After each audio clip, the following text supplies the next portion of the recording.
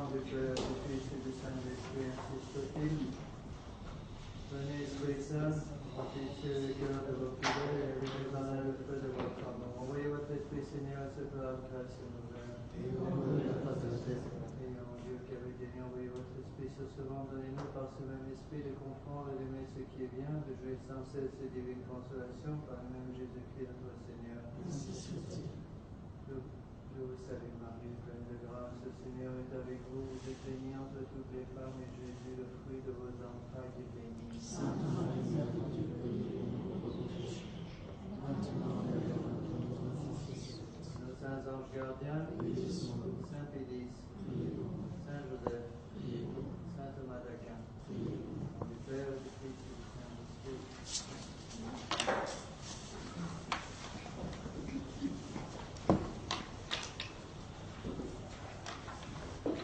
Bon, nous allons commencer aujourd'hui le sacrement de l'ordre. Il reste 2 sacrements à couvrir, l'ordre et l'extrême onction. L'extrême onction sera rapide, à peu près un cours, je pense. L'ordre, par contre, il y a pas mal de choses à dire. Je pense qu'il me faudra à peu près 3 cours pour finir l'ordre. Et l'ordre, 3 cours, plus 1 cours pour l'extrême onction. Et après, si Dieu veut près de vie, on commencera le credo, avec d'abord une introduction sur la révélation, et ensuite le credo. Alors, il y a énormément de choses à dire, évidemment, au sacrement de l'ordre. On peut discuter à l'infini pour savoir quel est le sacrement le plus important. En soi, c'est la Sainte Eucharistie. Pourquoi? Parce que c'est un sacrement qui donne plus que la grâce, comme les autres sacrements. C'est un sacrement qui donne l'auteur de la grâce lui-même. Donc, notre Seigneur Jésus-Christ lui-même. C'est pour ça qu'on dit, en soi, le sacrement le plus important, c'est la Sainte Eucharistie. Cependant, la Sainte Eucharistie n'est pas un sacrement nécessaire au salut. Ça veut dire quoi? Ça veut dire que quelqu'un peut se sauver sans la Sainte Eucharistie. Un enfant, par exemple, a besoin du baptême pour se sauver, un adulte aussi. Mais un enfant peut se sauver sans la Sainte Eucharistie. Donc, relativement, le sacrement le plus important sera le baptême. Dans le sens que personne ne peut se sauver sans le baptême. Sous un autre angle, la Sainte Eucharistie et le baptême sont bien sûr très importants, mais il me semble que sous un angle différent, le sacrement le plus important sera l'ordre. Pourquoi? Parce que l'ordre est le sacrement qui va donner justement la perpétuité en quelque sorte des sacrements. Si l'ordre disparaît, la messe disparaît. La Sainte Messe étant le cœur de l'Église, donc l'ordre disparaissant, le sacrement de l'ordre disparaissant, c'est la Sainte Messe elle-même qui va disparaître. Oui, ça dépend sous l'angle sur lequel on se place. En tout cas, ce qui est sûr et certain, c'est que l'ordre étant un sacrement, le sacrement en quelque sorte qui nous donne accès à la Sainte Eucharistie, un sacrement fondamental, c'est, je pense, surtout sur ce sacrement que le démon s'acharne. Le démon va attaquer surtout le sacrement de l'ordre. Je pense qu'il faut bien le comprendre actuellement. Pourquoi? Parce que le sacrement d'ordre, je vous ai déjà expliqué ça dans les introductions, je vais répéter rapidement. Parce que l'ordre, si vous voulez, il y a 3 sacrements qui marchent ensemble. Vous voyez? Vous avez 3 choses plutôt. L'ordre, vous avez la Sainte Messe, et vous avez la Sainte Eucharistie. On peut utiliser cet exemple pour comprendre l'importance du sacrement de l'ordre. Donc, si vous voulez, le centre de l'Église, je viens de vous dire, donc la pierre précieuse de l'Église, c'est la Sainte Eucharistie. C'est-à-dire la présence réelle de notre Seigneur Jésus-Christ. Et son corps, son sang, son âme et sa divinité, sous l'apparence du pain et du vin. On a déjà vu tout ça. Bon. C'est en quelque sorte la pierre précieuse de l'édifice de l'Église. Puisque c'est une pierre tellement précieuse, l'ordre va donc être protégé, je dis la Sainte Eucharistie, pardon, va être protégé par deux écrins. On peut appeler ça des écrins, façon d'expliquer. 2 écrins essentiels pour protéger la Sainte Eucharistie. L'un sera donc la Sainte Messe, et le deuxième sera l'ordre. Donc c'est la première chose qu'il faut comprendre. Il y a un lien étroit entre ces 3 choses. Un lien plus qu'étroit, un lien, et je dirais, qu'on ne peut pas détruire. Dans le sens que l'ordre, la Sainte Messe et la Sainte Eucharistie sont tellement liés qu'on ne peut pas toucher à l'un sans toucher aux 2 autres. Et c'est ce que fait le démon actuellement. il sait que si on touche à l'ordre, on va toucher à la messe et toucher à la Sainte Eucharistie. Si vous touchez à la Sainte Messe, vous touchez à la Sainte Eucharistie à l'ordre, et si vous touchez à la Sainte Eucharistie, vous allez toucher à l'ordre et à la Sainte Messe. Donc il faut bien comprendre le lien. Donc en soi, le sacrement le plus important, c'est la Sainte Eucharistie, mais puisque la Sainte Eucharistie est une conséquence directe du sacrement de l'ordre, puisque sans sacrement de l'ordre, il n'y a pas d'Eucharistie, il ne peut pas y avoir de consécration en dehors d'un prêtre, il y a seul le prêtre, celui qui a le sacerdoce, le pouvoir sacerdotal, a le pouvoir de consacrer la Sainte Eucharistie. Puisque la Sainte Eucharistie est le sacrement le plus important, donc l'ordre étant le sacrement par lequel la Sainte Eucharistie est conservée ici-bas, donc sur ce plan-là, le sacrement de l'ordre est le plus important. Vous comprenez ce que je veux dire? Donc le démon le sait très bien, et pour attaquer l'ordre, il attaque l'ordre pour pouvoir détruire la Sainte Eucharistie. On dit, c'est une thèse qui est intéressante, qui dit que la fin du monde arrivera le jour où le dernier prêtre disparaîtra. Parce que le jour où le sacerdoce disparaîtra en tant que tel, la Sainte Eucharistie disparaîtra avec le prêtre, le dernier prêtre. Et s'il n'y a plus d'Eucharistie possible, c'est-à-dire s'il n'y a plus personne pour consacrer à la Sainte Eucharistie, ce sera la fin du monde. Donc c'est une thèse qui peut se défendre, que la fin du monde arrivera le jour où le dernier prêtre disparaîtra, et avec lui la dernière messe. Sans messe, plus de monde. Le monde ne peut pas survivre sans messe. Alors, on peut même aller beaucoup plus loin que ça. Pour sauver l'ordre, donc l'ordre est en quelque sorte l'accès qui va nous permettre de rentrer dans la Sainte Eucharistie par la messe, donc le lien entre les trois choses. Mais pour qu'il y ait l'ordre, il faut autre chose. Qu'est-ce qui est derrière l'ordre? Pour qu'il y ait l'ordre, il faut le mariage. Pourquoi? Les vocations, elles viennent d'où? Quoi que le bon Dieu crée ses prêtres comme ça, au ciel, et puis hop, vous envoie un prêtre du jour au lendemain, parachuté depuis le ciel? Pas du tout. Il n'y a rien ici. C'est ça qu'il faut bien comprendre. Tous les prêtres naissent sur les genoux des mères de famille. C'est quelque chose qu'il ne faut jamais, jamais oublier. C'est sur les genoux des mères de famille que les vocations religieuses naissent, d'où le sacrement de l'ordre. Donc, si le démon veut détruire la partie principale, le cœur de l'Église qui est la Sainte Eucharistie, la présence réelle de notre Seigneur Jésus-Christ, il faut qu'il touche à la messe, il faut qu'il touche à l'ordre, et il faut qu'il empêche les vocations. Comment empêcher les vocations? Détruisons les mères de famille catholiques. Vous connaissez la formule consacrée des francs-maçons? Pour détruire l'Église, il faut détruire la femme. Et comme on ne peut pas détruire les femmes, il faut les corrompre. Donc corrompons la femme. Femme corrompue veut dire plus de vocation, qui naîtront sur les genoux de femmes qui ne sont plus catholiques. Donc plus de vocation, plus de messe, plus de Sainte Eucharistie, c'est la fin du monde. La Sainte Eucharistie étant en quelque sorte, si vous voulez, le phare qui éclaire le monde moderne. Vous voyez comme il faut comprendre toutes ces choses. Ça, il y a un lien entre tout ça. Et c'est la raison pour laquelle le démon s'acharne tellement sur les prêtres aujourd'hui. À partir du moment où quelqu'un devient prêtre, il rentre en plein dans la bagarre, justement à cause de ça. Pourquoi croyez-vous que le démon a tellement travaillé pour obtenir les changements, par exemple, dans le rite d'ordination des prêtres et le rite de consécration des évêques? Parce qu'il sait, imaginez que le démon puisse introduire, c'est ce qui se passe actuellement en fait, on verra ça après, un nouveau rite qui soit invalide. Si les prêtres ne sont pas prêtres, ça veut dire quoi? Ça veut dire qu'il n'y a plus de Sainte Messe et plus de Sainte Eucharistie. Encore une fois, la Sainte Eucharistie, en quelque sorte, pour utiliser une expression très triviale, mais qui explique bien ce que je veux dire, c'est un peu comme l'essence dont vous avez besoin pour faire tourner votre voiture. Vous avez une voiture sans essence, et plus d'essence, vous ne pouvez plus rouler. Même si votre voiture est en excellent état de marche. Vous comprenez la comparaison qui est un peu... Comparaison n'est pas raison. Mais voilà ce qu'il faut bien comprendre. La Sainte Eucharistie est à l'Église ce que l'essence est à la voiture. Plus d'essence, votre voiture ne vous sert plus à rien. Si la Sainte Eucharistie disparaît, tout ce qui s'accroche à la Sainte Eucharistie disparaît. Vous voyez l'importance justement des mères de famille catholiques. Et c'est la raison, la seule façon qu'on peut... C'est la façon d'expliquer la raison pour laquelle le démon s'attaque tant à la femme aujourd'hui. Pourquoi est-ce que vous croyez que le monde moderne s'attaque tellement à la femme catholique pour détruire la féminité de la femme catholique, pour directement détruire la féminité de la femme? Il y a une raison derrière. Parce que si la féminité disparaît, c'est la femme qui, en tant que mère de famille, en tant qu'épouse, va disparaître. Au lieu d'avoir une épouse et une mère de famille, qu'est-ce qu'on va avoir? Un objet. Et à partir du moment où la femme se transforme en objet, eh bien, le mariage catholique va disparaître. Et si le mariage catholique disparaît, il n'y aura plus de vocation. Je pense que vous voyez le lien entre toutes ces choses-là qu'il faut bien comprendre lorsqu'on commence à parler de la Sainte Eucharistie. Il y a un lien entre toutes ces choses-là.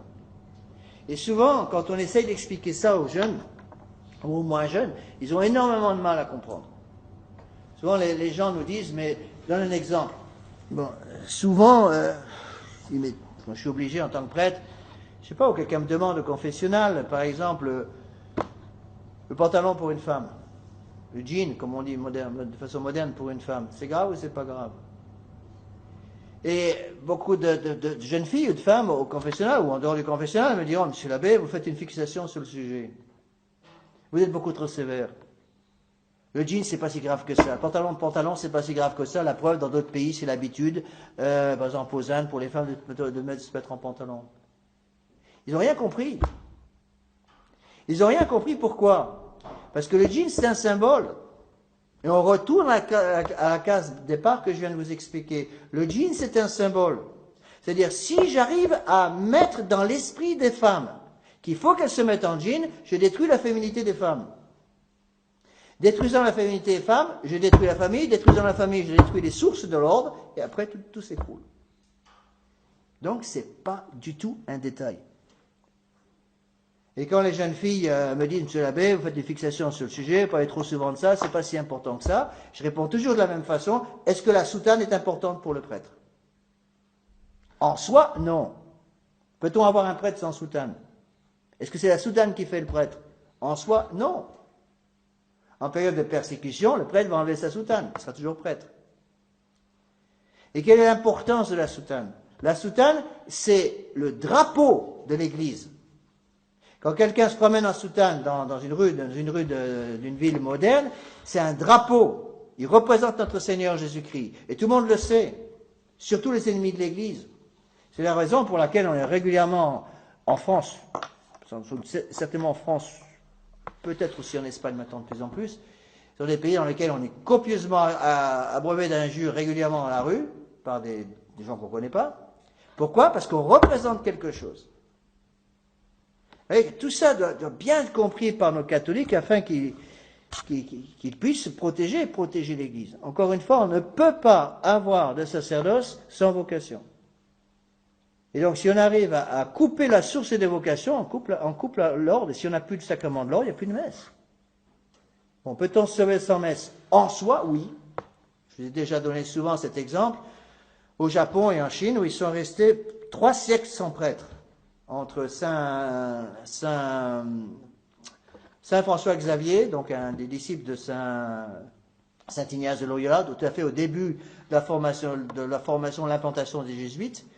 Donc après le début de la compagnie de Jésus, donc Saint Ignace de Loyola avait envoyé Saint François Xavier au Japon, aux Indes, au Japon, à Goa et en Chine, il est même rentré en Chine.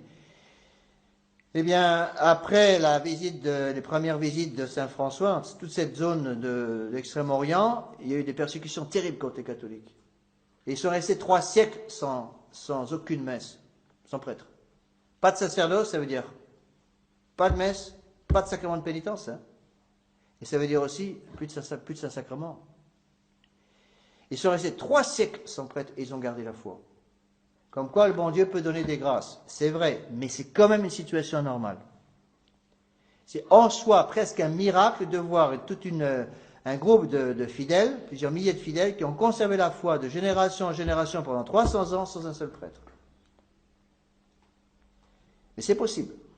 Alors il faut le comprendre pour se préparer au futur. Hein. Un jour viendra où vous aurez peut-être en faire des kilomètres pour avoir un prêtre. Et peut-être que la messe, vous l'aurez à 2h du matin au fin fond d'un soubassement d'immeuble quelque part pour se cacher. Donc il faut bien comprendre ces choses-là dès qu'on touche au sacrement de l'ordre. Donc on peut établir une règle, si vous voulez. Il y a plusieurs thèses qu'on peut établir. Une de ces thèses, c'est que une société croît ou décroît en fonction de son respect à l'égard de la Sainte Eucharistie et du sacerdoce. Et lorsque le respect pour le sacerdoce disparaît, c'est la société elle-même qui disparaît. Parce que la société ne peut pas survivre sans civilisation. Il faut une civilisation derrière une société pour qu'elle puisse survivre. Et la société, si vous voulez, la société permet la civilisation à la société, si vous voulez, la civilisation englobe la société en quelque sorte, de façon d'expliquer, et si la civilisation devient une civilisation sans Dieu, évidemment, la société deviendra une société aussi sans Dieu. Et là encore, il y a un lien. Vous voyez tout se tient dans cette histoire-là. Et il n'y a pas un choix entre une société chrétienne et une société païenne. C'est faux. Il y a un choix entre une société chrétienne ou pas de société du tout. C'est ça qu'il faut bien comprendre. On n'a pas un choix entre l'Église catholique ou l'Église protestante ou les païens. C'est le choix où notre Seigneur Jésus-Christ est roi ou il ne l'est pas. Point final. C'est l'un ou l'autre. C'est tout un ou c'est tout l'autre. C'est-à-dire où notre Seigneur Jésus-Christ est reconnu comme roi, comme centre de la société, ou il ne l'est pas. Il n'y a rien au milieu. Alors, monsieur l'abbé, qu'est-ce qui se passe quand, par exemple, on a une société protestante? Une société protestante est-elle une société chrétienne? La réponse est non. Pourquoi? Les protestants ne reconnaissent pas l'Église catholique. Donc le Dieu des protestants, ce n'est pas le Dieu des catholiques. Pourquoi? Dans le sens que les protestants nient justement le sacerdoce. Ils nient le sacerdoce, ils nient l'Église. Dans bien des cas, ils nient aussi la divinité de notre Seigneur. Vous voyez, encore une fois, il y a un lien entre toutes ces choses-là. Il faut bien comprendre ce lien pour comprendre l'importance du sacrement de l'ordre. Donc, on n'a pas un choix entre une société catholique, ou une société protestante, ou une société païenne. C'est ou catholique, ou ça l'est pas. C'est-à-dire que si notre Seigneur Jésus-Christ n'est pas roi de la société, quelqu'un va prendre la place. Et qui est ce quelqu'un? C'est le démon. C'est-à-dire, où la société est centrée sur Dieu, on a une société théocentrique, centrée sur notre Seigneur. Théos en grec, c'est Dieu. Où on a une société naturaliste, une société humaniste, centrée sur l'homme. En fait, quand on dit une société centrée sur l'homme, ça veut dire quoi? Société centrée sur le démon. Il n'y a pas de mi-dieu. Donc, quand une société est une société protestante, c'est une société païenne, en fait. En fait, c'est le démon qui est roi. Quelle est la différence pour le démon entre une société protestante et une société païenne? C'est la même chose. L'Église protestante est une fausse religion, au même titre que le bouddhisme, ou que l'hindouisme, ou que l'islam. C'est pareil. Donc que ce soit un protestant, ou un bouddhiste, ou un hindou, qui soit à la tête de la société, pour le démon, c'est la même chose. Tant que ce n'est pas le vrai Dieu, c'est tout ce qu'il demande. Et c'est une distinction qui a été faite par Saint Pédis, en fait. Je n'ai pas avec moi le texte, mais Saint Pédis dit bien que seule la société catholique est une véritable civilisation. Seule la société catholique mène à une véritable civilisation. Donc la société va croître ou décroître en fonction du respect qu'a cette société pour le Saint-Sacrement et pour le sacerdoce. Et quand la société a complètement perdu le respect pour le Saint-Sacrement et pour le sacerdoce, eh bien la société atteint les combles. Ou littéralement, enfin, le soubassement, si vous voulez. Et cette société est vraiment en train de mourir. Et c'est la racine du mot sacerdoce. D'où ça vient ce mot sacerdoce? Sacerdoce, ça vient de deux mots latins, sacra, danse. Un participe présent de d'arrêt. Ça veut dire celui qui donne les choses sacrées. C'est l'explication, c'est étymologique du mot sacerdoce. Celui qui est sacerdotal, celui qui est prêtre, c'est celui qui est chargé par Dieu de donner les choses sacrées au monde dans lequel il vit. C'est-à-dire que le premier rôle du prêtre, ça va être de donner le contrepoison de ce que donne le monde. Et donc, esprit du monde ou esprit sacerdotal sont deux choses complètement, non seulement différentes, mais en complète contradiction. Nul ne peut servir de maître à la fois. Et de vouloir essayer de présenter le sacerdoce comme fait l'Église de Vatican II, de présenter le sacerdoce comme étant tout à fait à l'aise dans le monde moderne, puisque c'est ce qu'ils veulent, eh bien c'est une ineptie. Pour que le sacerdoce soit à l'aise dans le monde moderne, ou vous convertissez le monde moderne à l'esprit catholique, ou vous détruisez le sacerdoce. Et c'est ce qu'il fait actuellement. C'est pour ça que, entre le monde moderne et l'esprit de notre Seigneur Jésus-Christ, l'esprit sacerdotal, il y a une contradiction totale. Une guerre à mort, je dirais. C'est ça qu'il faut bien comprendre. Une guerre à mort, parce que il n'y a pas trois camps, il n'y en a que deux. Et c'est un drame, parce que beaucoup de gens modernes, même parfois parmi nos fidèles, pensent qu'il y a quelque chose au milieu. Beaucoup de gens nous disent, ou ne nous disent pas, mais on le sent, ils pensent tellement fort qu'on l'entend, ils vont penser, oui, c'est vrai, mais il est trop exigeant, il demande trop. Entre notre Seigneur Jésus-Christ et le paganisme, il y a quand même une voie médiane dans laquelle je suis très bien à l'aise. Alors, le dimanche avec notre Seigneur Jésus-Christ, alors quand je vais à la messe ce dimanche, bien sûr, je mets ma petite voilette sur le crâne, sur les cheveux, je me tiens correctement, parce que c'est la messe, c'est dimanche, on adore le bon Dieu. Et puis dans la journée, dans mon bureau, dans mon travail, dans ma vie de tous les jours, je vis et je me comporte comme un païen. La plupart des catholiques modernes sont comme ça. Ils font une distinction totale entre le monde et notre Seigneur. Et c'est vrai en soi qu'il y a une distinction. Et la société catholique, c'est quoi? La société catholique, c'est justement de faire disparaître cette différence essentielle qu'il y a entre le monde et notre Seigneur Jésus-Christ. Le jour où on a une société qui est une société catholique, c'était le cas par exemple au Moyen-Âge, eh bien à ce moment-là, les gens se sauvent facilement. C'est pour ça que certains docteurs de l'Église, certains docteurs pensent que dans les siècles de foi, par exemple au XIIIe siècle, en France, il y a plus de gens qui se sauvaient que de gens qui se donnaient. Vous pouvez imaginer un peu ce que ça devait être? Une société sans Internet, une société sans téléphone portable, sans jeux vidéo, une société avec des rois qui étaient des saints. Prenez le temps de Saint-Louis, par exemple, on ne réalise pas. Saint-Louis saint. Vous imaginez ce que ça pourrait être d'avoir un saint à la tête de notre gouvernement à la place de Sarkozy? Ça change un peu les données quand même. Bon, en Espagne, à la même époque, c'était qui? Saint Ferdinand, son cousin. Un saint aussi. En Angleterre, c'était Saint-Édouard. En Allemagne, c'était Saint-Henri. Dans le sud de la France, prêchant, sud de la France, en Espagne et aussi en Italie, il y avait quoi? Il y avait les franciscains qui se développaient partout, les dominicains qui se développaient partout. À ce moment-là, il y avait une union entre l'Église et l'État. Une union entre l'Église et l'État, la plupart des gens pouvaient se sauver. Parce qu'ils étaient littéralement imprégnés de catholicisme. C'est la raison pour laquelle le démon a travaillé pendant des siècles et des siècles pour arriver à la Révolution française de 1789, 1776 aux États-Unis, 1789 en France, pour justement détruire cette union entre l'Église et l'État. Et maintenant, les gens ont une cervelle tellement malléable que vous avez parfois des catholiques de la tradition, je dis bien des catholiques de la tradition, qui me sortent, mais monsieur l'abbé, l'Église et l'État doivent être séparés. J'ai entendu ça dans la tradition.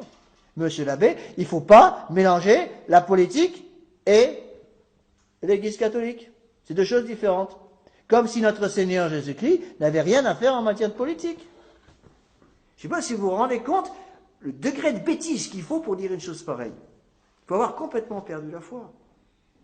Quand quelqu'un me dit, monsieur l'abbé, attention, il ne faut pas mélanger la politique et notre Seigneur Jésus-Christ. Ce sont deux choses différentes. Ce ne sont pas deux choses différentes. Parce que notre Seigneur Jésus-Christ nous a donné une politique de l'Église. Quelle est la politique de l'Église? Le règne social de notre Seigneur Jésus-Christ. Si vous dites qu'il doit y avoir une différence essentielle entre l'Église et la politique, ça veut dire que notre Seigneur n'a plus rien à dire en matière de politique. Vous voyez où on va comme ça? Par exemple, c'est la politique de savoir si on accepte l'avortement ou non dans un pays.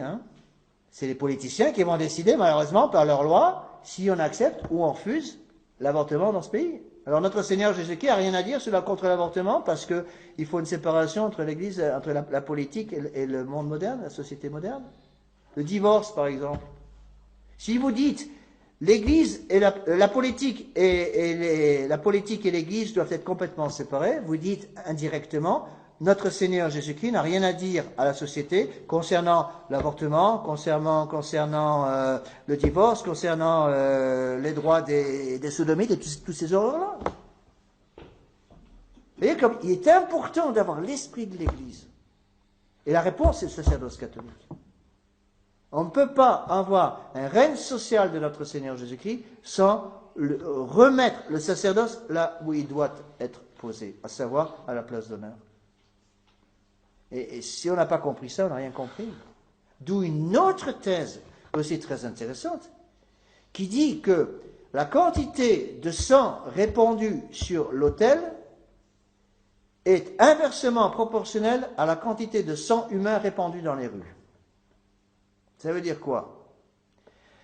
Le sang répandu sur l'autel, c'est la messe. Plus notre Seigneur Jésus-Christ est reconnu comme roi à l'autel, plus il y a de messe catholique qui se célèbre, moins il y aura de sang dans les rues. Si la messe disparaît, c'est le sang de notre Seigneur Jésus-Christ qui ne se répand plus sur les autels. À ce moment-là, le sang va se trouver où? Dehors, dans la rue. Alors c'est l'avortement, c'est toutes les horreurs qu'on voit actuellement, des guerres partout. Pourquoi? Parce qu'on a éliminé notre Seigneur Jésus-Christ. Et donc c'est la première chose qu'il faut comprendre pour comprendre le sacerdoce. Notre Seigneur Jésus-Christ n'est pas quelqu'un de facultatif.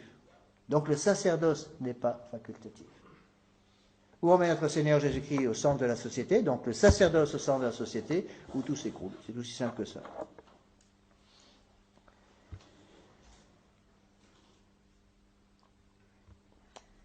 Quand on parle de sacrement de l'ordre, en fait, on pourrait mettre le mot pluriel. Ce sont les ordres sacrés. Pourquoi? Parce que, j'expliquerai ça un peu plus tard, il y a plusieurs degrés, si vous voulez, dans les ordres. On reçoit de plus en plus, un séminariste, se prépare à devenir un prêtre, va recevoir un pouvoir de plus en plus élevé qui va le rapprocher de la Sainte Eucharistie. Donc tout est centré dans le sacerdoce sur la Sainte Eucharistie. C'est la thèse de saint Thomas d'Aquin que je suis ici, c'est la thèse de l'Église. Plus on se rapproche d'un pouvoir réel sur la Sainte Eucharistie, plus on monte dans les ordres sacrés. Donc on va commencer tout en bas de l'échelle par ce qu'on appelle, on verra ça plus tard, par ce qu'on appelle la tonsure, puis les 4 ordres mineurs, portier, lecteur, exorciste, acolyte, puis les 2 ordres et 3 ordres sacrés, sous-diaconat, diaconat, prêtre, et au sommet, l'épiscopat. L'épiscopat n'étant pas en soi un sacrement distinct, mais c'est en quelque sorte, on peut dire que le sacerdoce, l'épiscopat, pardon, c'est la puissance totale du sacerdoce.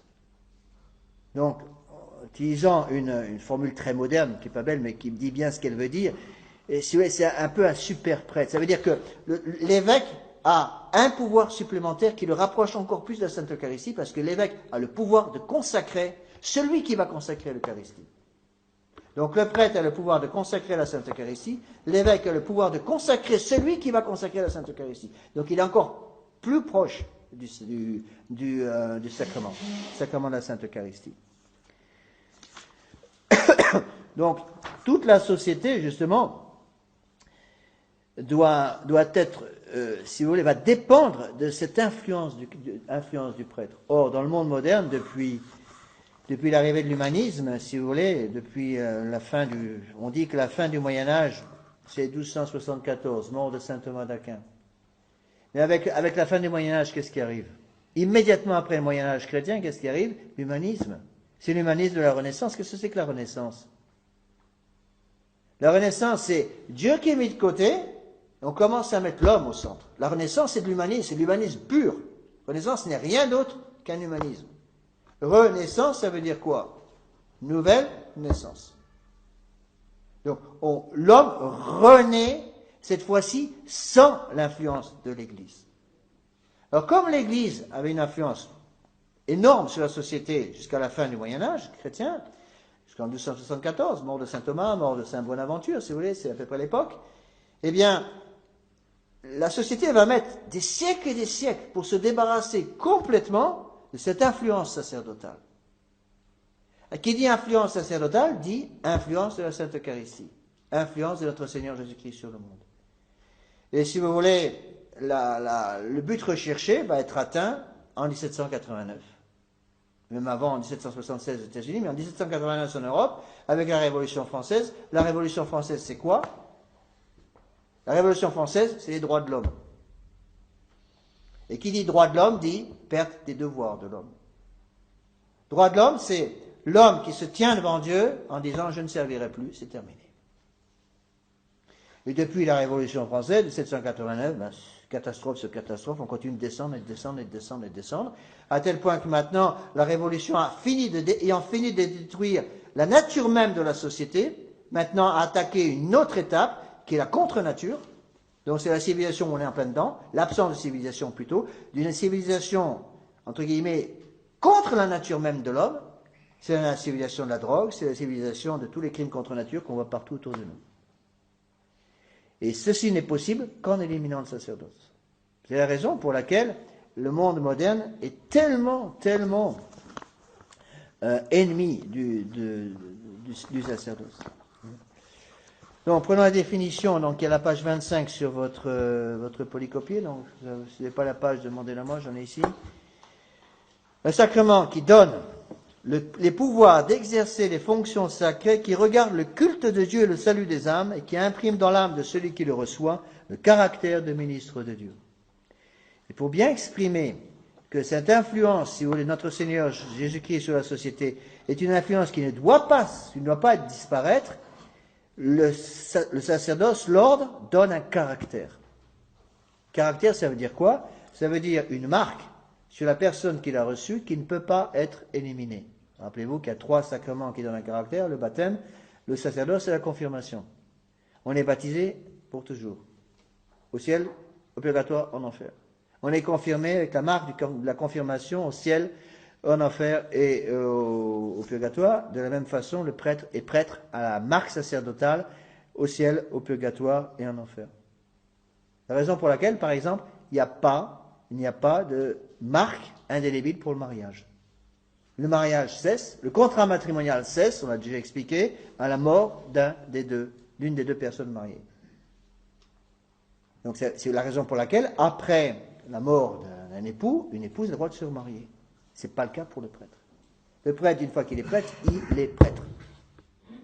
Plus personne ne peut détruire cette marque qu'il aura sur son âme jusqu'à la fin pour toute l'éternité. Même Dieu lui-même ne peut pas détruire cette marque. Donc, quel est le rôle du prêtre?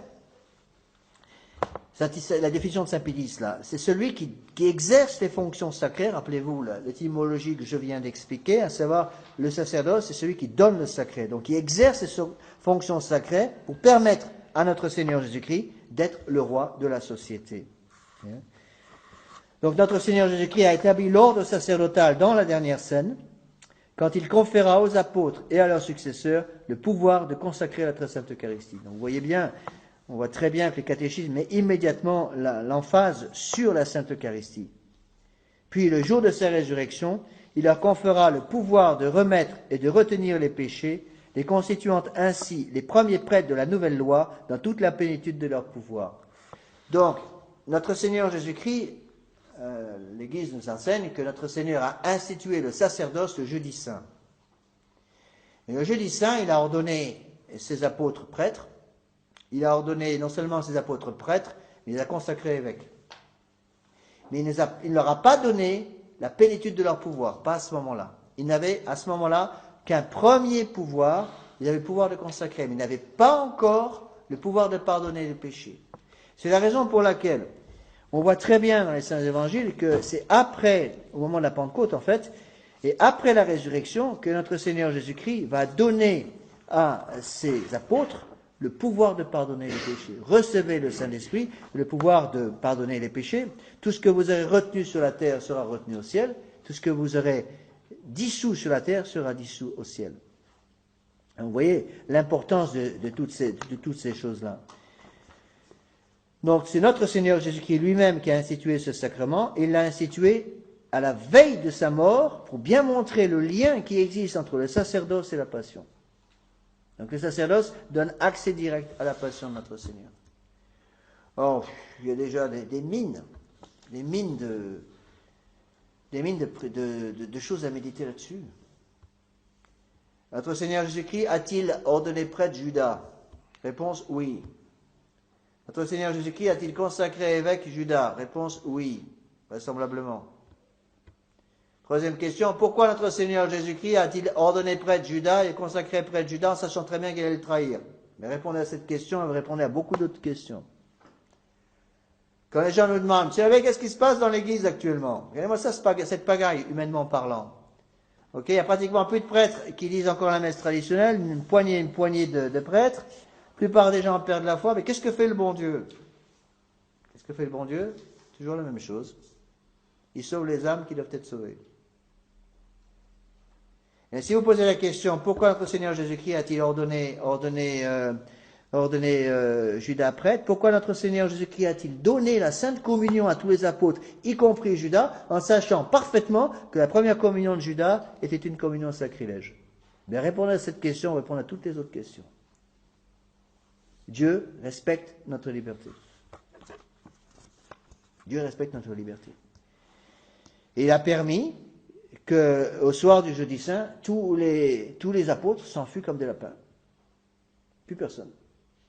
Il n'y a plus que Saint Jean au pied de la croix, et encore parce que la Sainte Vierge Marie, littéralement, l'a pris par la main pour l'obliger à être là, pour qu'il y ait au moins un apôtre. Ils sont tous sauvés. Eh bien, même s'ils sont tous sauvés, l'Église était toujours là. Hein.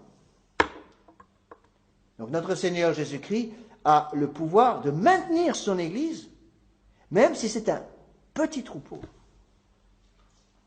Notre Seigneur Jésus-Christ a promis que les forces du mal, les forces de l'enfer ne prévaudront point contre l'Église, mais il n'a pas promis qu'il y aura des millions et des millions de catholiques. En fait, il a dit le contraire. Il a parlé d'un petit troupeau. Il est allé même jusqu'à dire, à la fin des temps, quand je reviendrai, qui sait si je trouverai encore la foi. Mais il faut méditer sur ces choses-là au début du carême. Hein.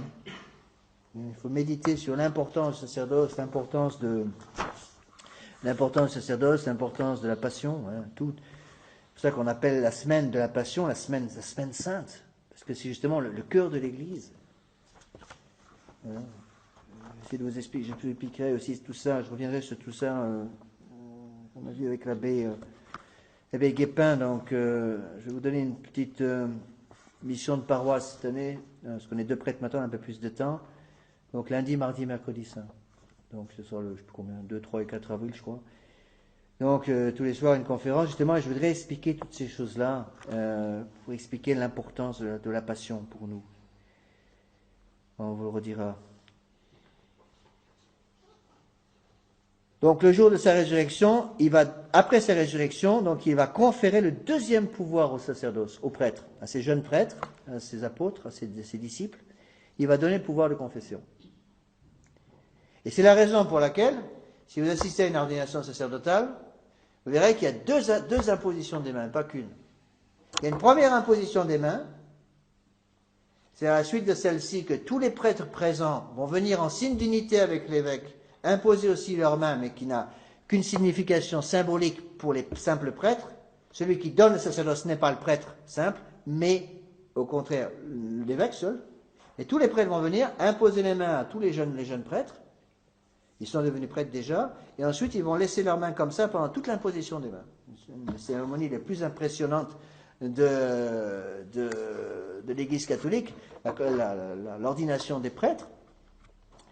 Et c'est la première donc imposition des mains de l'évêque qui donne le pouvoir sacerdotal de consacrer, c'est-à-dire de changer le pain et le vin en corps et sang de notre Seigneur Jésus-Christ. Mais ils n'ont pas encore le pouvoir de confesser. C'est la raison pour laquelle, pour ceux qui ont déjà assisté à une ordination, la chasuble du diacre, qui vient de devenir prêtre, n'est pas complètement ouverte. Elle est retenue sur les épaules, et on voit qu'une demi-chasuble de dos. Donc il y a les chasubles qui tombent normalement devant, mais pas derrière. Derrière, la chasuble est remontée sur les épaules et tenue aux épaules par une épingle. Alors les gens se demandent, mais pourquoi une demi-chasuble? Ils ont oublié les épingles ou quoi? Mais non, pas du tout. C'est tout simplement que le prêtre n'est pas encore complètement prêtre, il n'a pas encore le pouvoir de confession. Et à la fin de la messe, la fin de la cérémonie du sacerdoce, plus exactement, de l'ordination sacerdotale, l'évêque va revenir, redonner une deuxième imposition des mains, cette fois-ci seul, sans l'association symbolique des autres prêtres présents, et cette fois-ci va donner le pouvoir de confesser. Une fois que le prêtre a reçu son deuxième pouvoir, le pouvoir de confesser, à ce moment-là, il est totalement prêtre, et on enlève les épingles, et on fait retomber la chasuble complète. Il a à ce moment-là le pouvoir de confesser, il est vraiment prêtre. Donc quelqu'un qui serait prêtre avec une seule ordination sacerdotale, imaginez un évêque qui a oublié qui a oublié la deuxième imposition des mains, ce jeune prêtre serait vraiment prêtre, il aurait le caractère sacerdotal, il pourrait célébrer la messe, mais il ne pourrait pas confesser, c'est invalide. Parce qu'il manque la deuxième partie des pouvoirs. On verra tout ça après, au fur et à mesure qu'on avance dans ce sacerdoce.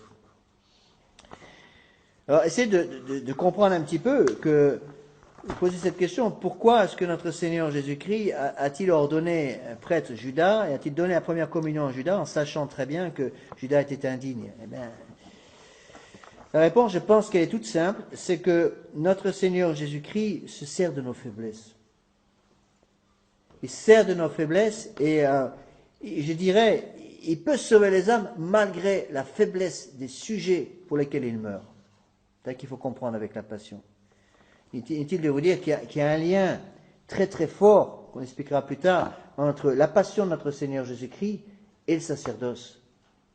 Donc le sacerdoce, l'homme qui a reçu le pouvoir sacerdotal, c'est l'homme qui va participer de façon extrêmement particulière, je dirais, à la passion de notre Seigneur Jésus-Christ. C'est la raison pour laquelle le prêtre, parce qu'il est prêtre, doit avoir une vie de pénitence spéciale. Justement, c'est là où on retrouve la pauvreté, la chasteté, l'obéissance, j'expliquerai ça plus tard, qui permettent au prêtre, en quelque sorte, de puiser dans la passion de notre Seigneur les forces dont il a besoin pour exercer son sacerdoce. La messe n'étant rien d'autre que le renouvellement de la passion. Qui dit la messe, dit la passion. Supprimer la messe, supprimer la passion. Comme les hommes se rachètent par la passion de notre Seigneur Jésus-Christ, les hommes sont rachetés par le sang de notre Seigneur Jésus-Christ, vous supprimez le sacerdoce, il n'y a plus de messe, il n'y a plus moyen de racheter les âmes. Et donc c'est la fin du monde. Tout se tient. C'est pour ça qu'on dit bien que le prêtre est le cœur de l'Église. Plus d'Église, plus de sacerdoce, bien sûr. Donc l'Église fondée par notre Seigneur, on verra ça plus tard, parce qu'il y a toute une partie de l'enseignement du catéchisme sur l'Église. Mais ça, c'est une partie du credo. Je crois en l'Église catholique. On verra ça quand on expliquera le credo. Pour le moment, c'est le sacerdoce. Mais on ne peut pas couper le sacerdoce de la passion de notre Seigneur Jésus-Christ, de la Sainte Messe et de l'Église catholique. Donc, supprimez le prêtre, vous supprimez l'Église. Donc, l'Église fondée par notre Seigneur Jésus-Christ est une Église qui est une Église divine et donc une Église sacerdotale. Parce que notre Seigneur Jésus-Christ est Dieu et homme, et en tant qu'homme, il est souverain prêtre. Notre Seigneur Jésus-Christ n'est pas simplement un homme et un Dieu, il est le souverain prêtre. Il est prêtre, non pas en tant que Dieu, strictement parlant, il est prêtre en tant qu'homme. Notre Seigneur Jésus-Christ a une double nature. Donc il est une seule personne, la deuxième personne de la Sainte Trinité, avec une double nature. C'est pour ça qu'il est appelé fils de l'homme ou fils de Dieu. En fait, il est fils de l'homme et fils de Dieu. Pourquoi notre Seigneur Jésus-Christ utilise-t-il tellement souvent dans les saints évangiles la phrase fils de l'homme? Pour bien montrer que notre Seigneur Jésus-Christ a l'humanité. Il est parfaitement homme. Il a toute l'humanité sauf le péché. Mais il est aussi fils de Dieu, et donc il a la nature parfaite de Dieu. Donc il y a une double nature en notre Seigneur Jésus-Christ, il est vrai Dieu et vrai homme. Donc le prêtre, si vous voulez, va donc recevoir de Dieu par son ordination sacerdotale des pouvoirs divins. On a du mal aussi à comprendre cela. Notre Seigneur Jésus-Christ a voulu donner à ses prêtres des pouvoirs qu'il a refusés à sa Sainte Mère. La très sainte Vierge Marie ne peut pas pardonner un seul péché veniel. Elle n'a pas ce pouvoir. Pourtant, elle est mère de Dieu. Elle est reine des anges, donc bien au-dessus des prêtres au niveau hiérarchique, de ce côté-là, puisqu'elle est reine des anges. Elle est la plus élevée des créatures après notre Seigneur Jésus-Christ. On dit que la plus belle On entend parfois des gens nous dire la plus belle création de Dieu, c'est l'âme de la Sainte Vierge. C'est faux. La plus belle création de Dieu, c'est l'âme de notre Seigneur. Puisque l'âme de notre Seigneur a été créée, attention. La divinité de notre Seigneur n'a pas été créée, mais son humanité a été créée. Notre Seigneur Jésus-Christ a commencé d'exister comme homme au moment de l'incarnation. Donc l'incarnation, c'est quoi? C'est la création ex nihilo à partir de rien, de l'âme et du corps de notre Seigneur Jésus-Christ. Donc, la création de l'âme et du corps de notre Seigneur Jésus-Christ, c'est la plus belle création jamais faite par Dieu. Mais immédiatement après la création de l'âme et du corps de notre Seigneur Jésus-Christ, c'est la création de l'âme de la Très Sainte Vierge Marie. Eh bien, même si la Très Sainte Vierge Marie a un tel degré de dignité en tant que Mère de Dieu, la Très Sainte Vierge Marie n'a pas reçu de Dieu le pouvoir de pardonner un péché. Même un simple péché véniel, elle ne peut pas le pardonner. La Très Sainte Vierge Marie ne peut pas effacer un péché. Il y a parfois des apparitions privées complètement loufoques qui prétendent que la Très Sainte Vierge Marie est apparue à quelqu'un et a absous cette personne de ses péchés. Dès qu'on entend quelque chose comme ça, on sait que c'est une fausse apparition. Ce n'est pas possible. C'est contre la foi catholique. La Très Sainte Vierge Marie n'a pas le caractère sacerdotal. C'est incroyable, c'est comme ça. Donc, un prêtre, même un prêtre comme Judas, avait le pouvoir sacerdotal complet. Donc, si Judas avait célébré la messe, il ne l'a pas fait, mais si Judas avait célébré la Sainte Messe, ça aurait été valide. Si Judas avait confessé, il ne l'a pas fait, mais s'il l'avait fait, ça aurait été valide. Parce que la validité du sacrifice de la messe, la validité d'une absolution, ne dépend pas de la sainteté du prêtre. Heureusement d'ailleurs. Parce que c'est une catastrophe si tout dépendait de la sainteté du prêtre. Vous voyez, il y a beaucoup de choses à méditer. On ne peut pas parler du sacerdoce sans entrer dans ces thèmes de méditation qui sont absolument magnifiques. Donc, notre Seigneur Jésus-Christ a voulu créer une église sacerdotale, donc centrée sur le sacerdoce. Donc on dit que l'église de notre Seigneur, l'église unique, parce qu'il n'y a qu'un seul Dieu avec une seule église, est divine, et parce qu'elle est divine, elle est sacerdotale. Notre Seigneur Jésus-Christ étant l'unique grand prêtre. Il n'y a qu'un seul grand prêtre. Donc le sacerdoce des hommes, celui que les hommes, nous prêtres, nous avons reçu, vient directement de l'humanité sacerdotale de notre Seigneur Jésus-Christ. Donc notre Seigneur Jésus-Christ n'est pas grand prêtre en sa divinité, il est grand prêtre avec son humanité. Il est inutile de préciser que bien sûr, l'humanité et la divinité de notre Seigneur Jésus-Christ ne peuvent pas être séparées. Les deux choses sont unies. De telle manière qu'après la mort de notre Seigneur Jésus-Christ, le vendredi saint, lorsque son corps est séparé de son âme, il y a une véritable mort, donc il y a séparation entre le corps et l'âme de notre Seigneur.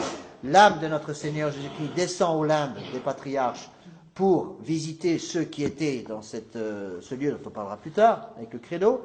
Eh bien, son âme est une âme divine, unie à la divinité de notre Seigneur. De même, son corps qui va rester 3 jours complets séparé de l'âme de notre Seigneur Jésus-Christ, le corps qui est dans le tombeau du vendredi après-midi, vendredi saint après-midi jusqu'au matin de Pâques, est un corps uni à la divinité de notre Seigneur. Et on ne peut plus séparer notre Seigneur Jésus-Christ, on ne peut plus séparer son corps, son âme, son sang et sa divinité. Tout est uni. C'est la raison pour laquelle, à chaque fois que vous communiez, vous ne recevez pas simplement le corps de notre Seigneur, mais vous recevez aussi son sang, son âme et sa divinité. On a déjà en partie expliqué ça avec la Sainte Eucharistie. Donc, le prêtre, si vous voulez, est quelqu'un qui va donc avoir reçu de Dieu, de l'Église, par l'Église, un pouvoir sur le corps physique de notre Seigneur Jésus-Christ. Donc, c'est une chose à bien comprendre. Il y a en quelque sorte 2 corps de notre Seigneur Jésus-Christ. Il y a son corps mystique et son corps physique. On parle du corps de notre Seigneur. Donc ce corps est un corps physique. Ça, c'est le très saint sacrement, donc le tabernacle, la présence réelle, sous les apparences du pain et du vin, c'est la messe. Il y a aussi un corps mystique.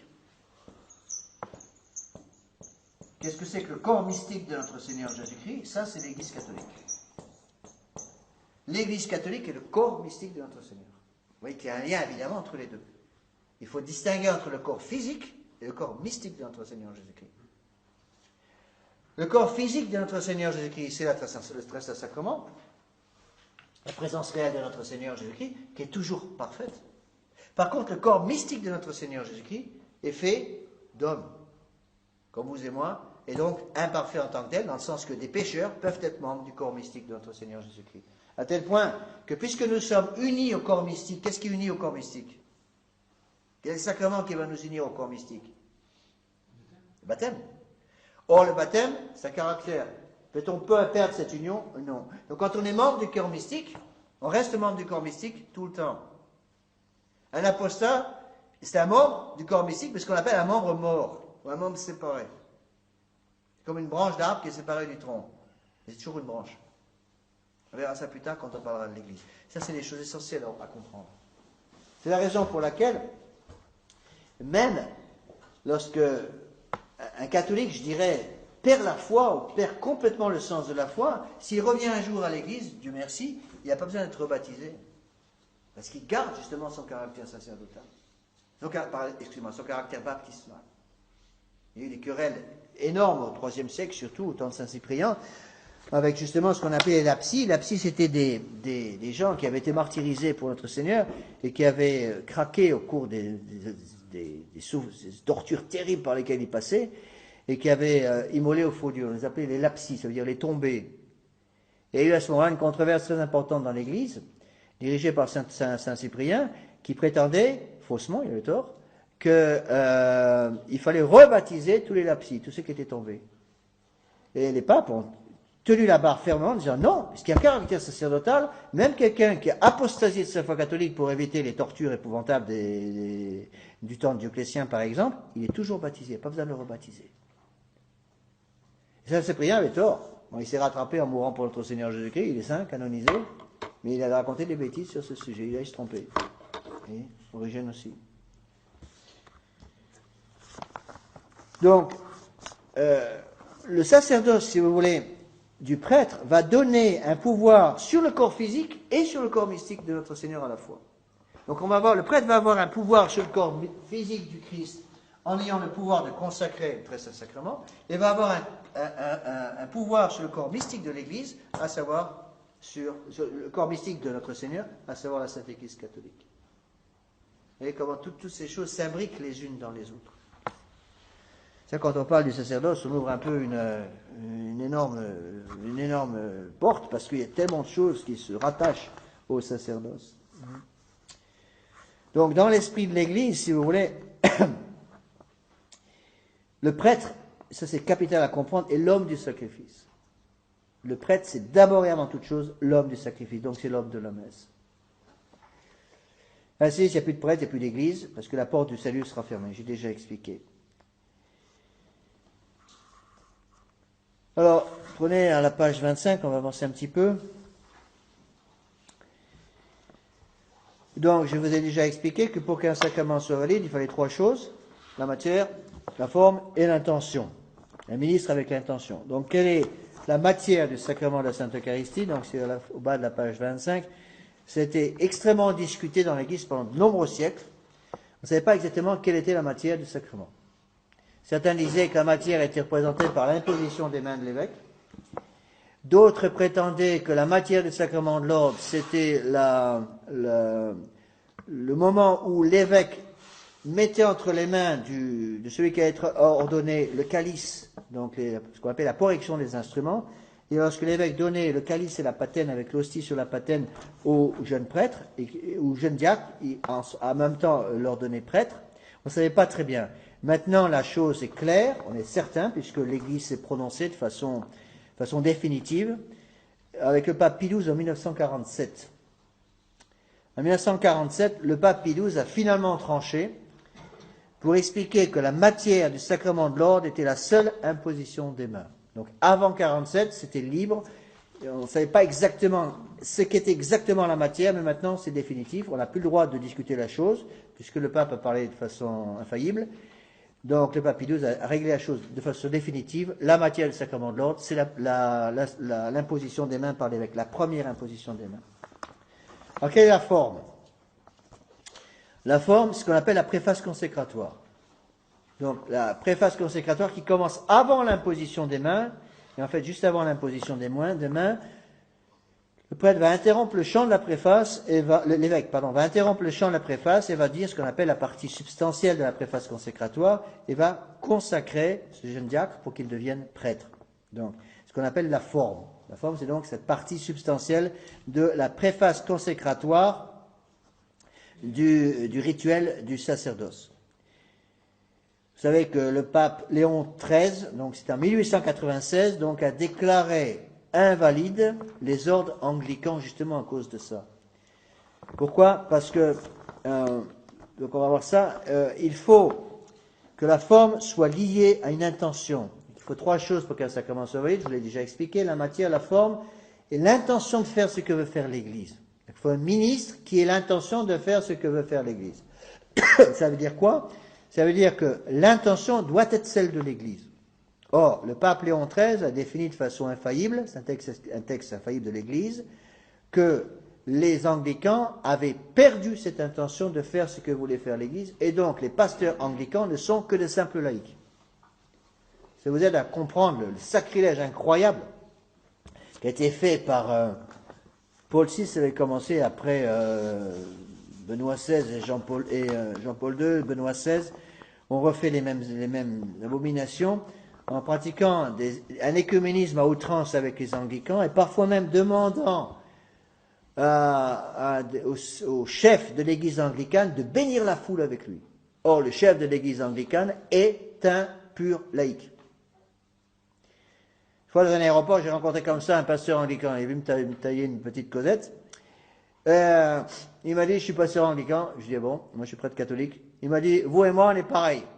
Je ne dis pas exactement, si je prends un bout de pain et je prononce les paroles de la consécration, notre Seigneur Jésus-Christ vient avec son corps, son sang, son âme et sa divinité. Si vous prenez un bout de pain et vous célébrez et vous prononcez les mêmes paroles de la consécration, le pain reste du pain. Il n'était pas content, il est parti. Mais c'est ça, hein. Donc n'oubliez jamais, quand vous rentrez dans une église anglicane, n'y rentrez pas, mais enfin si vous y rentrez, il n'y a pas la présence réelle. Et dans certains cultes anglicans, quand vous y rentrez, vous y tromperez à tous les coups. Il y a toute l'église catholique. Vous avez les confessionnaux, vous avez la langue du Saint-Sacrement, tout est là. Ils n'ont qu'une seule chose, notre Seigneur. Dans la High Anglican Church, l'église anglicane, la haute, il y a deux églises, la basse et la haute. La haute, pratiquement tout a été conservé de l'extérieur. Il manque l'essentiel. Ils ont conservé la coquille et puis le noix à l'intérieur. Donc, depuis le texte de Léon XIII, donc 1896, on est obligé de déclarer que les ordres anglicans sont invalides. Donc, puisque c'est un texte infaillible de l'Église, aucun pape, ne peut venir après et changer ça, c'est impossible. Un pape ne peut pas venir un jour et contredire ce qu'un autre pape a fait avant. Pas en matière de foi, de mœurs, c'est impossible. C'est pour ça que ces textes sont des textes définitifs.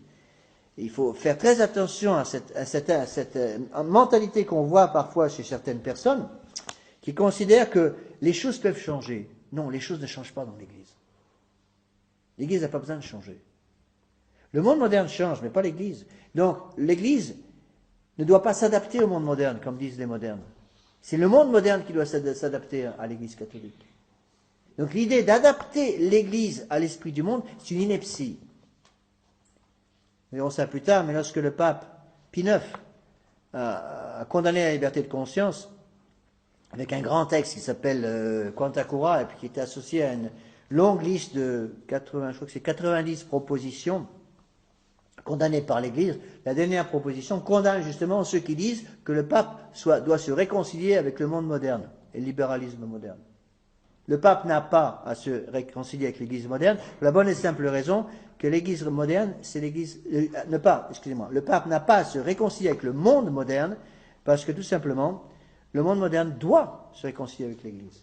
Sinon, le monde moderne va disparaître, c'est tout. C'est aussi simple que ça. Notre Seigneur Jésus-Christ n'étant pas quelqu'un de facultatif, on a déjà expliqué ça. Donc, 3 choses à comprendre pour avoir le sacrement de l'ordre. D'abord, donc, la matière, à savoir l'imposition des mains par l'évêque. La forme, c'est la préface consécratoire, je vous l'ai expliqué. Enfin, le ministre, c'est l'évêque. L'évêque seul peut confirmer. Un prêtre ne peut pas confirmer, c'est impossible. C'était discuté pendant un temps, mais c'est impossible qu'un prêtre puisse confirmer. Un père abbé dans un monastère peut donner la tonsure et les ordres mineurs. Donc, c'est-à-dire les premières étapes, mais ne peut en aucun cas donner au-dessus de ça. Ce serait invalide. Donc, il y a un certain nombre d'étapes qu'on étudiera après.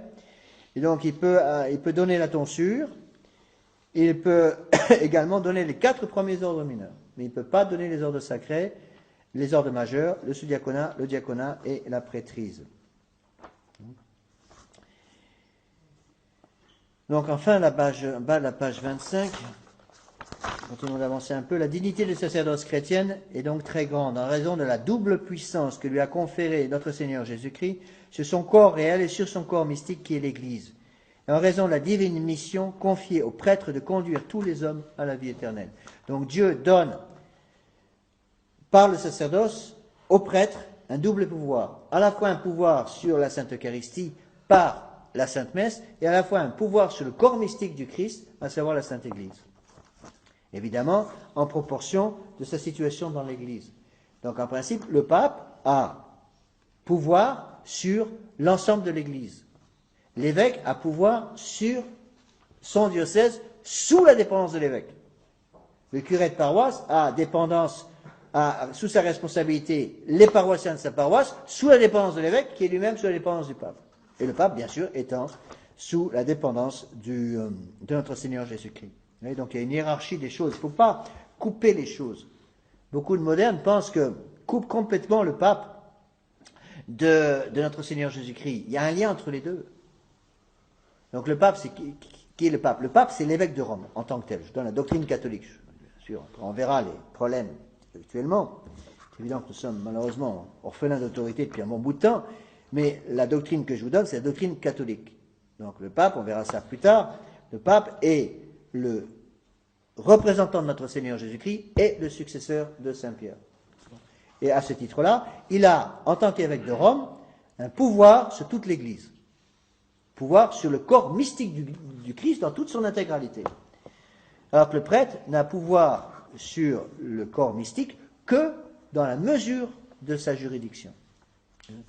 C'est la raison pour laquelle, nous verrons plus tard, que le prêtre reçoit un double pouvoir par son ordination sacerdotale. Il va recevoir à la fois un pouvoir d'ordre et à la fois un pouvoir de juridiction. Donc le pouvoir d'ordre ne peut pas être détruit. Le prêtre est prêtre par son caractère sacerdotal que personne ne peut lui enlever. Donc même en enfer, un prêtre condamné au feu de l'enfer, malheureusement, garde le pouvoir sacerdotal. Il est prêtre.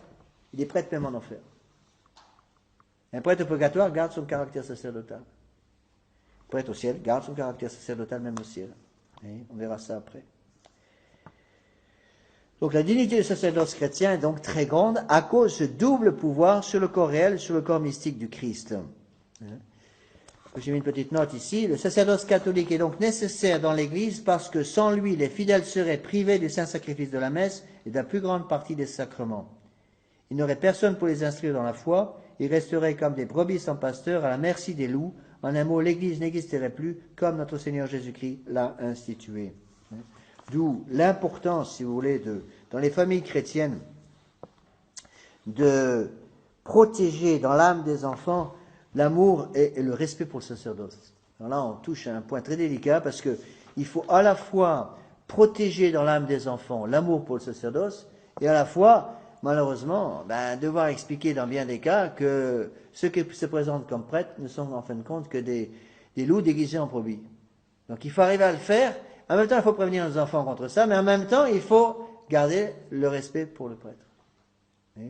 Donc faites extrêmement attention, on verra ça un peu plus tard, c'est plus un aspect spirituel, mais qui a une importance fondamentale. Donc, ne jamais, je dirais, critiquer devant vos enfants, surtout devant les petits, les prêtres que vos enfants voient régulièrement. Donc ne critiquez jamais, jamais, jamais l'abbé Laffitte et l'abbé Guépin devant vos enfants à la maison. Même s'il y a des raisons de les critiquer. Même si pour une raison ou pour une autre, il a dit quelque chose qu'il ne devait pas dire, ne les critiquez pas. Parce que vous devez garder dans l'âme de vos enfants le respect pour le sacerdoce.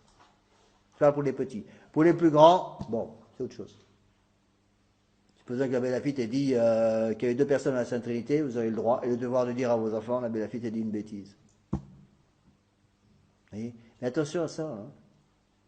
Le sacerdoce est détruit aujourd'hui dans les vocations sont détruites, beaucoup de vocations sont détruites parce que les enfants ont entendu tellement de critiques des prêtres chez eux, que finalement l'enfant, quand il devient un jeune adulte, il a envie de faire tout ce que vous voulez, sauf de rentrer dans un séminaire, sauf de devenir prêtre, sauf de commencer une formation pour devenir prêtre. Parce qu'il a entendu tellement d'âneries contre les prêtres à la maison. Alors, encore une fois, il faut encore une fois garder un équilibre, parce que malheureusement, c'est vrai que les prêtres modernes, sur lui, ils sont même plus prêtres, on verra ça plus tard. Mais en même temps, il faut garder le respect pour le sacerdoce, attention. Vous voyez ? Et là, c'est le rôle essentiel de la mère de famille, attention, et de la mère et du père évidemment, mais surtout de la mère dans l'éducation des tout petits. Donc cet amour du sacerdoce va passer par toute une série d'autres choses. Donc l'amour, par exemple, l'amour de la chapelle, donner à vos enfants l'amour de la chapelle, de l'église. Il faut que l'enfant tout petit comprenne que quand on rentre dans l'église, littéralement on rentre dans le paradis. Il faut qu'il comprenne ça. C'est l'entrée dans le paradis. On peut dire vraiment que quelqu'un qui a compris ce qu'est une église catholique, avec la présence réelle dans le tabernacle, au centre de l'autel, c'est vraiment, quand on rentre dans l'église, on rentre dans le paradis. C'est paradis sur la terre. D'où l'importance pour les enfants, quand ils rentrent dans l'église, de comprendre, attention, on quitte le monde, on rentre dans le paradis. Donc on joint ses mains, donc on se tait, donc on ne bouge pas. Donc on trempe ses mains dans l'eau bénite, on fait un beau signe de croix, on fait une génuflexion parce que notre Seigneur Jésus-Christ est là. Toute l'importance de la génuflexion et du signe de croix. Vous voulez juger de la foi d'un père de famille et d'une mère de famille, comment on fait ça? Juger par la façon dont les enfants font le signe de croix et la génuflexion. Vous voyez toute la famille derrière. Quand je rencontre une famille pour la première fois, et je veux juger si la famille est une vraie famille catholique, je regarde comment les enfants font leur signe de croix. Si l'enfant fait son signe de croix comme ça, je parle d'un enfant, je ne parle pas d'un bébé, je parle d'un enfant imaginez un enfant de 10 ans qui fasse un signe de croix comme ça. C'est une famille dans laquelle le libéralisme a déjà fait des dégâts. Si au contraire je vois un enfant qui fait son signe de croix comme ça, là j'ai une famille catholique devant moi. Pareil pour la génuflexion. Hein. Une génuflexion en dit long. Vous faites une génuflexion devant le bon Dieu, devant la présence réelle de notre Seigneur Jésus-Christ. Ce n'est pas un symbole, c'est Dieu qui est lui-même là. Donc attention à la façon dont vous faites votre génuflexion. Quelle tristesse parfois de voir certains enfants qui ont déjà l'âge de raison, donc qui savent ce que c'est, qui font leur génuflexion n'importe comment. Ou des adultes qui font une génuflexion, qui prennent une génuflexion, un vague signe de tête souvent. Je ne parle pas bien sûr de ceux qui ne peuvent pas faire une génuflexion complète pour une raison de santé, c'est évident. Quelqu'un qui a, je sais pas, l'arthrose et qui ne peut pas pour une raison indépendante de sa volonté faire une génuflexion, c'est autre chose. Mais attention à l'importance de la génuflexion, de choses capitales. Donc formez vos enfants dès le plus jeune âge pour qu'ils comprennent l'importance d'un signe de croix bien fait. C'est le drapeau du catholique, c'est le signe de reconnaissance du catholique et la génuflexion bien faite. Pourquoi croyez-vous, dans l'église de Vatican II, ils ont complètement supprimé la génuflexion? C'est pas pour rien. Pourquoi croyez-vous dans l'église catholique, quand vous rentrez dans l'église moderne, pas l'église de Vatican II, excusez-moi, il n'y a plus de génuflexion. Plus d'eau bénite non plus. Pourquoi l'eau bénite a-t-elle été supprimée? Si on supprime l'eau bénite, on supprime le signe de croix à l'entrée de l'église.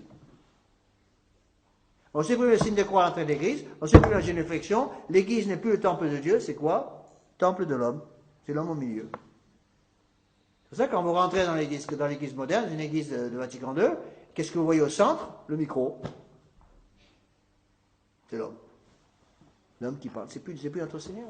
Au contraire, quand vous rentrez dans l'église catholique, qu'est-ce qu'il y a au centre d'une église catholique? Le tabernacle. Tout est centré, même dans les églises romanes, les églises gothiques, on le voit très bien, la façon dont c'était construit, de telle façon que même tous les rayons de lumière qui entrent par les vitraux se concentraient sur l'autel. Concentrés sur l'autel, pour bien montrer que l'autel est vraiment le centre de la vie du prêtre, le centre de la vie de l'Église. C'est la raison pour laquelle, depuis déjà les années, ça a commencé même avant, malheureusement avant la fin du règne de Pie XII, depuis les années 50, après l'après-guerre, où lentement ils ont commencé à détruire tous ces petits signes qui aidaient à comprendre l'importance du sacerdoce et l'importance de la messe. Quand on détruit, par exemple, quand on change, on dit, par exemple, plus besoin de nappe de communion, plus besoin de plateau de communion. Ça en dit long. Ça veut dire quoi? Plus besoin de plateau de communion, qu'est-ce qu'on fait si une hostie tombe? On la ramasse. Si on la ramasse sans faire le moindre geste de purification, ça veut dire quoi? C'est un bout de pain. Tu fais tomber un bout de pain par terre, vous le ramassez, c'est tout. Si un prêtre fait tomber une sainte hostie, qu'est-ce qu'on fait? Il arrête la communion, il marque immédiatement l'endroit où l'hostie est tombée, il la ramasse ça arrive parfois, souvent, dans certains pays où il y a beaucoup d'humidité, les hosties peuvent se coller entre elles. J'ai pris l'habitude de toujours faire ce geste avec mes doigts quand je prends une sainte hostie, pour être sûr qu'il n'y a pas d'hosties qui sont collées ensemble. Ça arrive malheureusement, ça m'est arrivé plusieurs fois. Donc je pose une hostie sur la langue de la personne qui communie, en fait il y en a deux. Et à ce moment-là, la deuxième hostie se décolle et tombe. C'est la raison pour laquelle il faut toujours avoir un plateau de communion pour recevoir justement cette hostie. Et malheureusement, parfois, elle tombe avant que la personne ait fermé la bouche, et à ce moment-là, l'hostie tombe par terre. Et bien, le prêtre doit immédiatement marquer l'endroit. En général, il prend un corporal, un purificatoire pour marquer l'endroit. Et dès que la messe est terminée, donc il fait attention de ne pas marcher sur cet endroit-là, et dès que la messe est terminée, il doit revenir immédiatement pour purifier l'endroit, pour être sûr qu'aucune parcelle de la présence réelle ne demeure.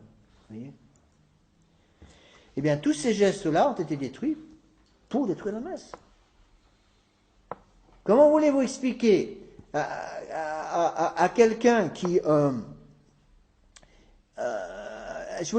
quelqu'un qui va à une messe nouvelle, il n'y a plus de plateau de communion, plus de bande de communion, plus rien du tout, il voit les gens recevoir la communion comme s'ils recevaient un bout de pain, comment voulez-vous que ces gens aient encore la foi à la présence réelle? C'est impossible. Vous voyez, d'où l'importance de tous ces détails qui n'en sont pas. Donc quand on veut commencer à détruire l'idée de la messe dans l'âme des fidèles, qu'est-ce qu'on fait? On enlève l'un après l'autre tous ces petits signes. Et après, c'est la foi qui est derrière qui saute.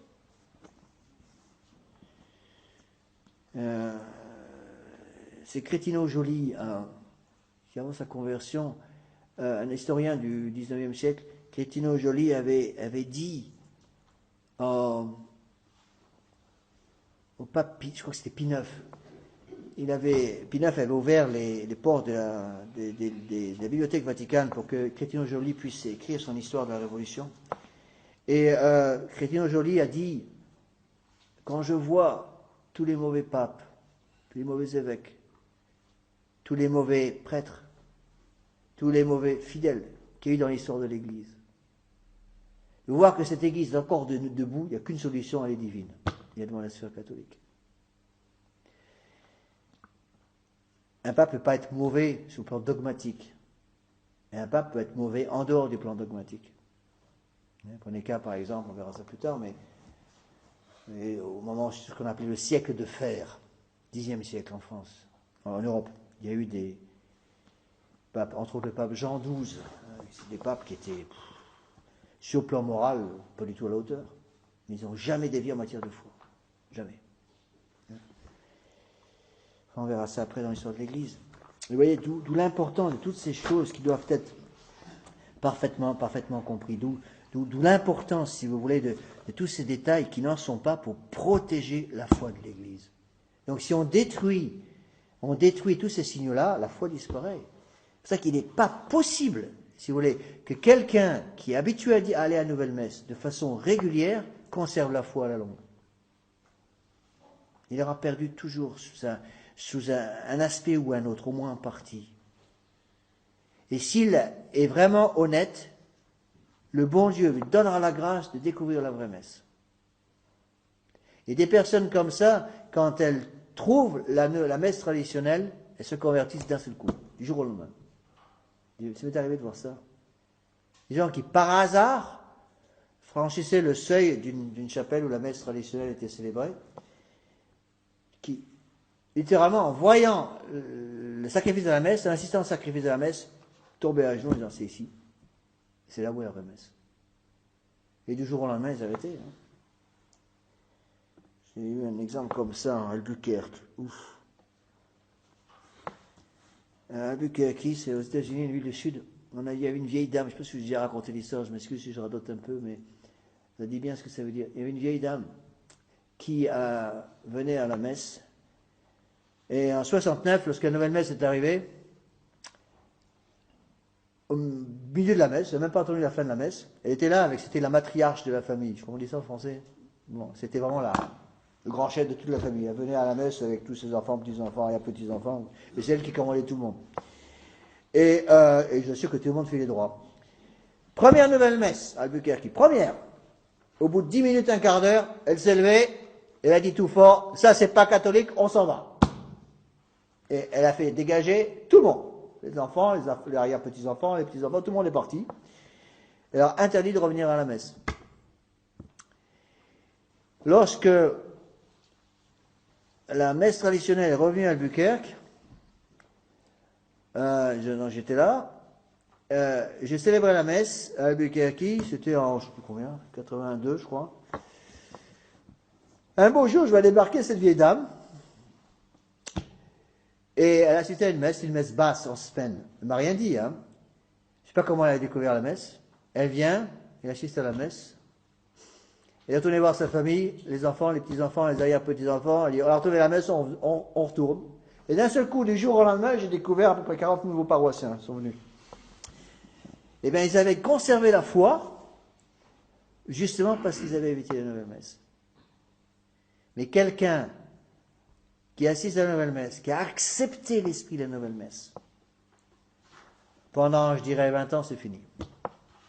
C'est Saint Grédas qui disait, laissez une paroisse sans prêtre pendant 20 ans, et on y adorera les bêtes.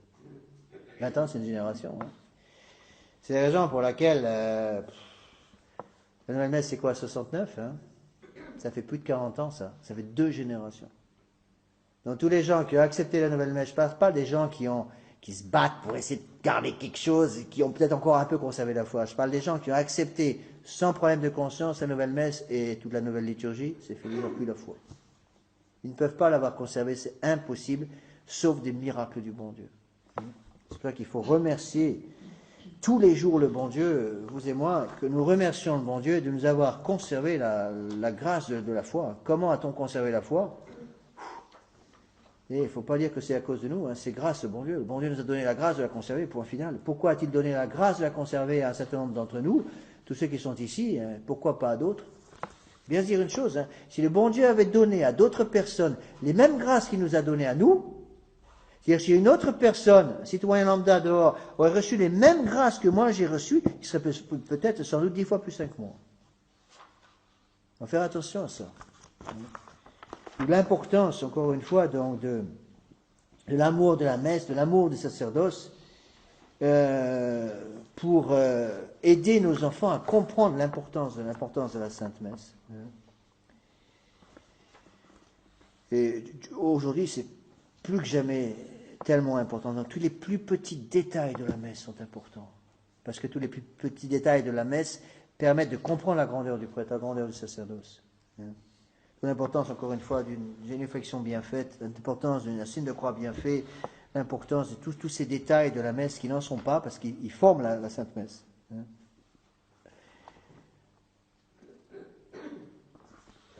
Alors, on continue, on passe quelques minutes. Page 26 maintenant, en haut de la page.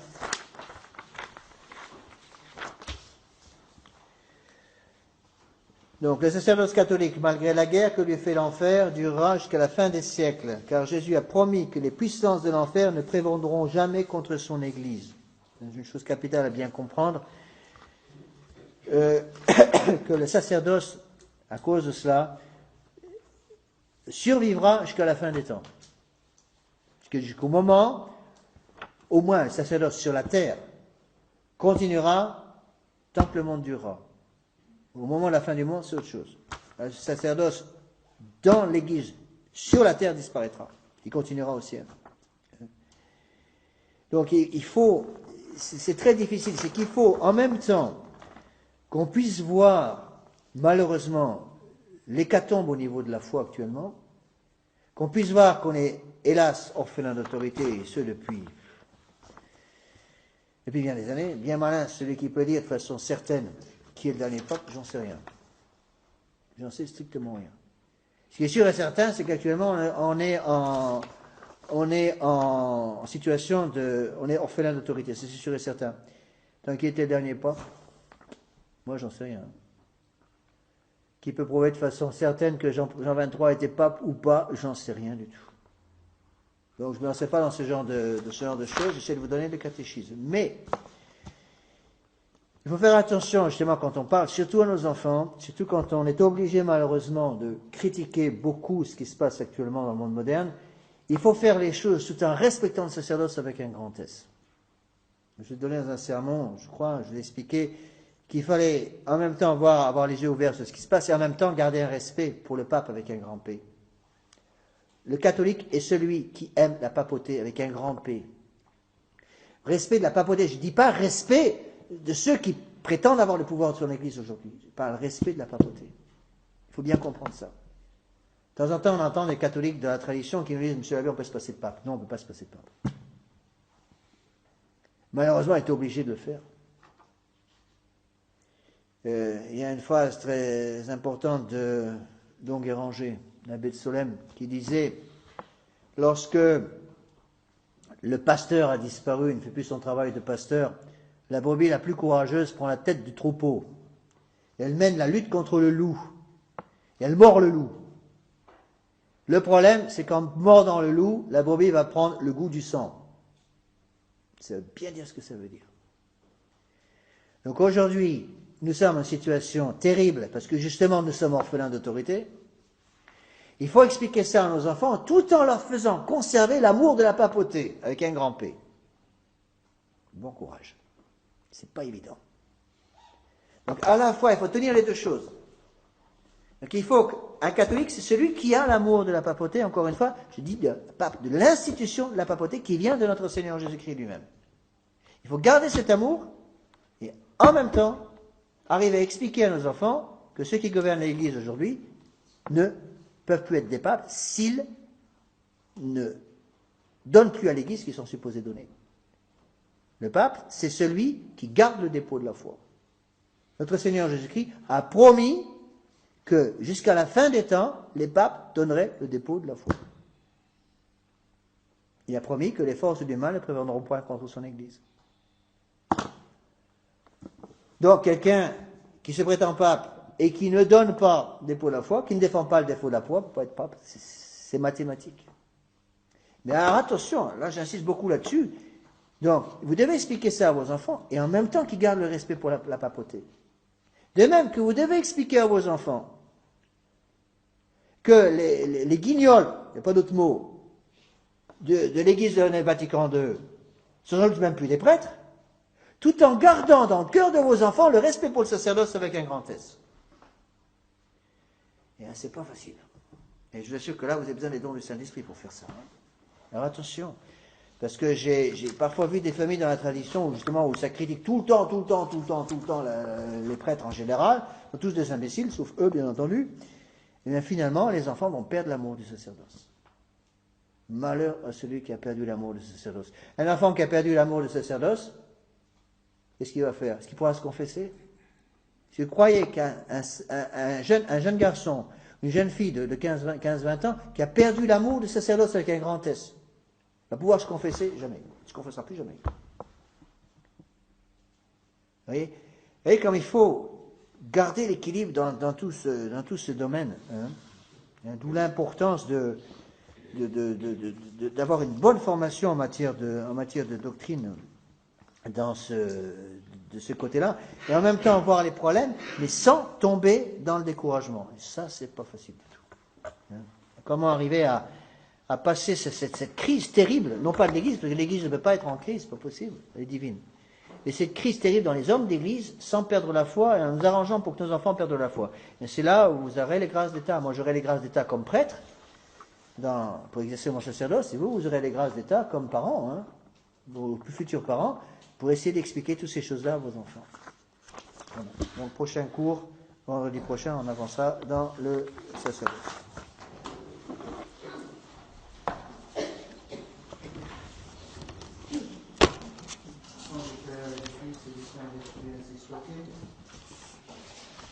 Que vous savez, Marie, pleine de grâce, le Seigneur est avec vous, vous êtes bénie entre toutes les femmes, et Jésus, le fruit de vos entrailles, est béni. maintenant et à l'heure de ton mort. Saint-Ange gardien, Saint-Félix, Saint-Joseph, du Père et du Fils